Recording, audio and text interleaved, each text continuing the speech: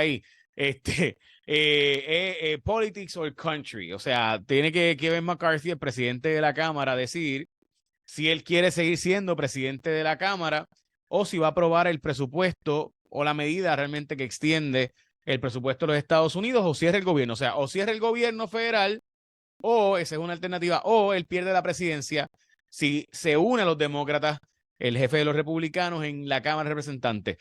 ¿Cómo tú ves eso? ¿Cómo tú lo ves? ¿Qué va a pasar? Bueno, yo creo que va a haber un cierre de gobierno efectivo este domingo.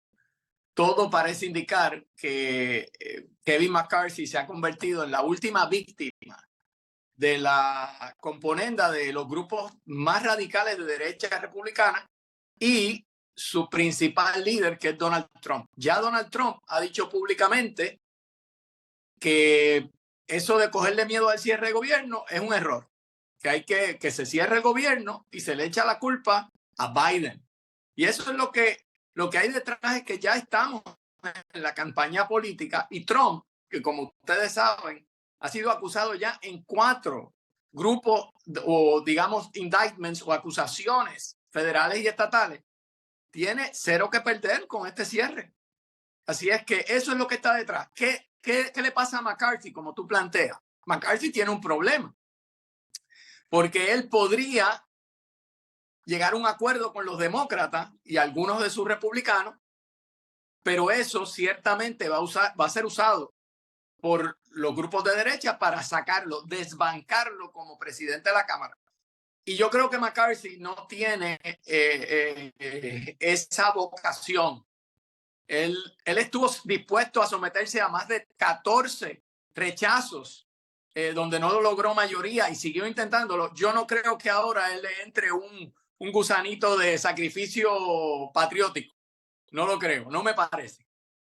Ok, para los que no siguen la política de los Estados Unidos, el presidente de la Cámara fue seleccionado con un muy estrecho margen. De hecho, fue seleccionado después de presionar y básicamente 2 votos fueron ¿verdad? Los votos decisivos para que pudiera ser presidente de la Cámara y casi provocan un tranque donde no hubiera un presidente de la Cámara real, lo cual no es posible, ¿verdad? Porque hay que constituir el cuerpo. Así que había una forma siempre de tener que eventualmente forzar a que alguien que era de presidente o de speaker, pequeño detalle, el problema es realmente que los demócratas tenían un montón de votos, así que si los republicanos se dividían por tan solo 5-6, básicamente ya había la posibilidad, y aquí son 20. O sea, el caucus de los republicanos tiene una subdivisión y esas subdivisiones son varias, múltiples, ¿verdad? Hay unos caucus de temas más liberales, otros de más conservadores. Entre esos caucuses hay un caucus que es el caucus de la libertad, le llaman Freedom Caucus, o el caucus de, ¿verdad? De supuesta libertad, ¿verdad? Pero estamos hablando de personas bien conservadoras. Y Carlos, plantean cosas como, por ejemplo, quitarle los fondos a Ucrania y darle más fondos a la frontera de Estados Unidos con México. Y obviamente tú puedes estar a favor de eso, pero quitarle los fondos a Ucrania significa básicamente ayudar a Rusia. Entonces, de repente, ver eso es como que, wow, o sea, ya no hay nada sagrado en Estados Unidos. Esto es un país diferente a lo que uno se hubiera imaginado. Yo estoy de acuerdo contigo. Uno de los aliados de McCarthy plantea que detrás de esto hay una agenda de vamos a quemar la Cámara. Esta idea de que las instituciones son importantes, de que hay una palabra empeñada por los Estados Unidos, eso no entra en el cálculo psicológico e ideológico de ese grupo que se llama el Freedom Caucus. A veces usamos esa palabra conservador y puede llevar a confusión. No es un conservadurismo tradicional, es un conservadurismo radical, populista, nacionalista. Y ese grupo ha decidido que esa guerra en Ucrania es una guerra que lo que hace es botar recursos y una vez más están repitiendo lo que dice Trump en su discurso. Trump dice, mira, a mí no me pasó nunca, yo no tuve que pelear con Putin. Claro, aplaudía a Putin. Básicamente, nunca tuvo una palabra en contra de Putin, a pesar de lo que es ¿verdad? Como tirano en Rusia, pero eso es un cambio fundamental dentro de lo que es la ideología republicana. Uno de los problemas, y lo planteo porque me gustaría tener esta discusión hoy contigo, es que el Partido Republicano, que era un partido que se modeló en su versión moderna después de Reagan, de Ronald Reagan, y con el poderío de los Bush, del padre y de Bush Bush, era un partido conservador, pero era un conservadurismo patriótico con la visión de que Estados Unidos tenía una responsabilidad democrática en el mundo. Eso causó grandes desaciertos como la guerra, digamos, en Afganistán y todo eso. Pero a la misma Bueno, en vez, especial la de Irak, sin duda, que también fue un asunto, ¿verdad?, de otros intereses, pero te escucho. la de Irak, ahí hay que recordar que el padre Bush decidió no invadir Irak cuando se peleó en Kuwait. Y los Sí, Hawks, lo él, que él no, llaman los, él no llegó a Bagdad y la no verdad es llegó que lo criticaron muchísimo y resulta que tenía razón. tenía razón porque él era un experto diplomático, había sido director de la CIA y siempre decía que tú no puedes entrar a un país si no tienes un exit plan. ¿Qué pasa? Cuando llega el hijo, los Hawks, y esta es una historia interesante, los que llaman los halcones, dirigidos por Dick Cheney y otros, Rumsfeld y otros, tenían pensado que a la primera provocación iban a invadir Irak y eso fue lo que ocurrió. Y sabes lo que ha sido la secuela de eso en el Medio Oriente. Y tú te preguntas, ¿y qué tiene que ver eso? No tú, pero la gente se pregunta, ¿y qué tiene que ver eso con el problema de hoy? Bueno, que ese partido republicano ahora mismo Todo ya que no ver. exacto, que ver. Carlos, antes de que sigas por ahí, porque yo creo que eso es una gran explicación que hay que dar al país. Y yo sé que tú la puedes dar mejor que nadie, así que quizás te hago la pregunta y tú la planteas. O sea, el Partido Republicano en un momento dado era ese portaestandarte de la democracia que iba predicando la democracia al mundo y financiaba grupos como los Contras, por ejemplo, o grupos que literalmente iban a, ¿verdad?, a dar golpes de Estado a aquellos comunistas porque había que fomentar el capitalismo y había que fomentar la democracia. Y estaban dispuestos a lo que fuera porque sin democracia el mundo colapsaba y sin capitalismo el mundo colapsaba.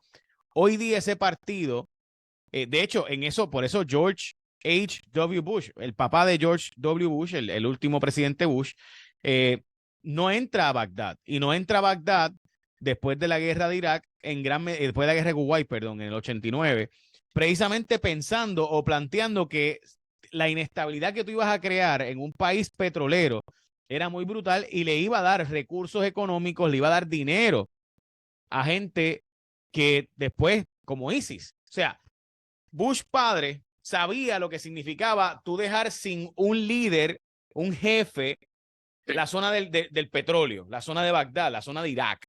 Y tú dejar sin un líder esa área significaba que iban a poder levantarse grupos verdaderamente terroristas, verdaderamente horribles. Y sin duda Saddam Hussein era horrible. El problema es que la alternativa a él era 1000 veces peor. Entonces, y lo mismo que pasaba, ¿verdad?, en otros países. Y la verdad es que por eso George Bush padre decide no meterse en Bagdad. Ese grupo vuelve a gobernar Estados Unidos y cuando vuelven a través de George W. Bush, tienen una agenda globalista, ¿verdad? Y esa agenda de vamos a meternos en Irak, vamos a meternos en Afganistán, etcétera. Cuando llega ese periodo, viene en el famoso Tea Party y empieza a condenar la globalización, o sea, empieza a condenar a aquel grupo que era los globalists, ¿verdad? Y esa pelea dentro del Partido Republicano, alguna gente la fomentó porque creaba una efervescencia, un electorado bien fiel, bien firme, electorado de Trump. Pero hubo otra gente que decía, es que si tú creas ese electorado, perdiste el control. Y el delirium tremens, el fringe, o sea, la gente de las esferas más recalcitrantes van a terminar en control del gobierno federal. Eso es lo que está pasando, Carlos. Pero lo has descrito bien. Lo único que te añado a tu historia es el factor Trump. Trump, cuando entra Trump a la política, ya está ese caldo de cultivo dentro del Partido Republicano, pero no tenían un líder claro. Había unos intentos, por ejemplo, Pat Buchanan trató de ser ese líder, no lo logró. Otros trataron y nadie lo logró. Fue Trump que le añade dos elementos. Le añade un nacionalismo populista que dice, mira, yo pongo a los Estados Unidos primero. Si invaden a Ucrania, allá Ucrania. Eso no es un problema mío. Y eso es interesante, que es un discurso similar al de la izquierda. La izquierda americana también dice, no tenemos que estarnos metiendo. Claro, lo que pasa es que tú dices eso hasta que hay violaciones de derechos humanos y ahí los de la izquierda dicen, espérate, es que están matando ahí, hay que meterse. Es muy fácil decirlo en abstracto y luego en concreto hay una visión intervencionista, pero la visión del Freedom Caucus es que no debemos estarnos metiendo. Lo que debemos hacer, ellos piensan, es usar todos esos recursos para cerrar las fronteras de los Estados Unidos, porque nos están invadiendo los mexicanos, los salvadoreños, los ecuatorianos, todo el mundo nos está invadiendo. Y están usando el elemento de la inmigración, que es real, y ese fracaso de la inmigración como la bandera para las elecciones de 2024. Aquí no vivimos eso porque primero que estamos en una isla y aquí no hay esa preocupación, pero ese votante blanco de clase media baja o de clase media, de todo lo que se llama el Rust Belt de los Estados Unidos y todas esas zonas que no son las grandes ciudades educadas y los centros académicos, ese mensaje le llega muy de cerca, porque ellos sienten que ellos han perdido el control de su país. Y eso es lo que está en juego ahora mismo, una visión de los Estados Unidos, y el Partido Republicano ha perdido el norte, está completamente dividido, y Trump, lo que está con 4 acusaciones complejas, está dirigiendo la orquesta desde afuera. Y eso es lo que está pasando hoy en el Congreso. Carlos, y eso significa entonces que McCarthy tiene que tomar una decisión, y ahora vamos a aterrizar el avión a lo actual. McCarthy tiene que decidir. El problema es que 20 de los más de derecha, de los más políticamente aislacionistas, le están diciendo, si tú bajas lo que aprobaron en el Senado con votos demócratas y republicanos, porque votos republicanos votaron a favor de este proyecto. Si tú votas a favor de lo que se aprobó en el Senado, te vamos a sacar la presidencia. ¿Tú crees que McCarthy esté dispuesto a ceder la presidencia a cambio de que se apruebe algo sin que le echen la culpa a él? Porque ya como tú dijiste, Donald Trump ya dijo, vamos, que cierren el gobierno federal, la culpa es de Biden. Y lo que está, o sea, te escucho.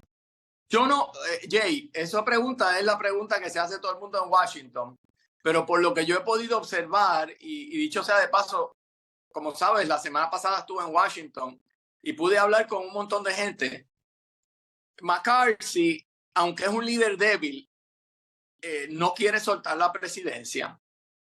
Y él lo que ha tratado de hacer en estos días es convertir esto en un asunto de Biden, ¿verdad? Él ha dicho, bueno, yo me quiero reunir con Biden, pero eso no es el issue, porque lo que contesta la Casa Blanca es, mira, nosotros en agosto llegamos a un acuerdo que incluía aumentar el techo de la deuda y nos llevaba en unas resoluciones de extensión hasta después de las elecciones.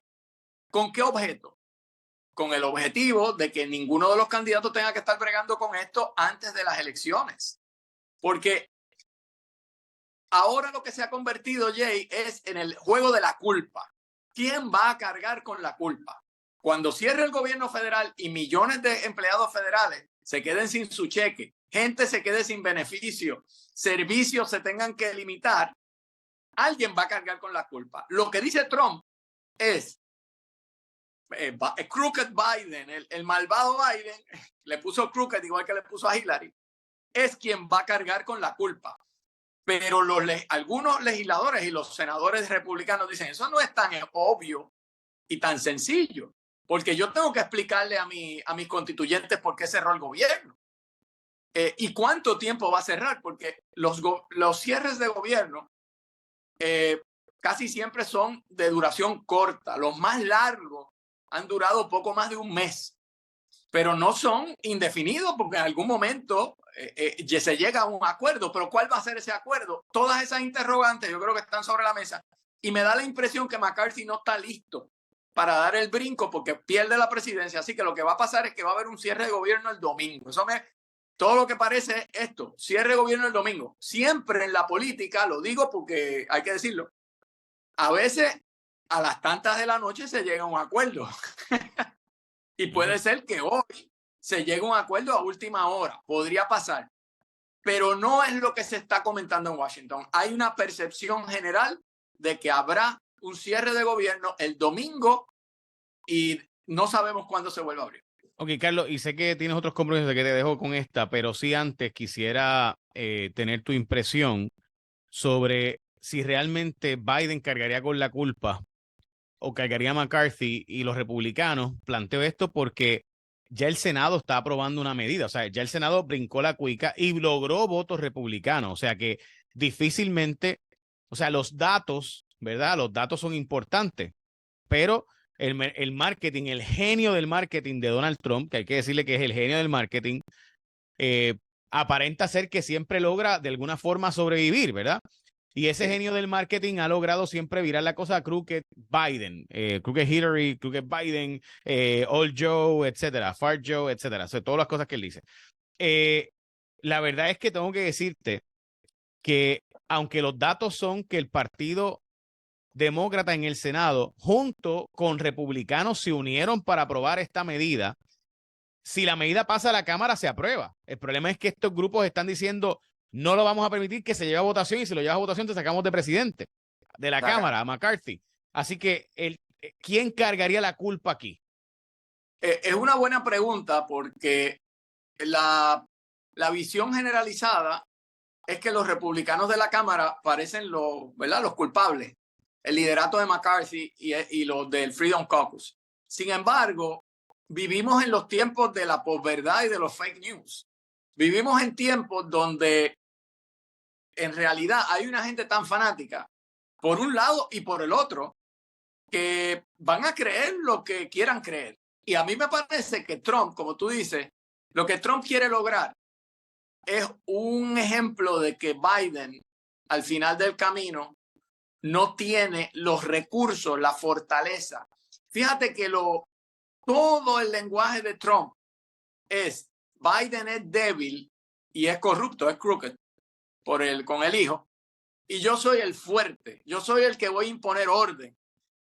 Y ese discurso es bien fuerte en el Partido Republicano. Yo creo que cada uno va a tratar de echarle la culpa al otro, pero al final no está claro que Biden puede salir ileso de un cierre de gobierno que tenga impacto. Eso es lo que me parece. La razón por la cual estoy de acuerdo contigo es porque Biden, en la gran campaña de Biden era precisamente que él lograba acuerdos entre republicanos y demócratas y que por tanto él es la persona que debes escoger en un momento de tanta división.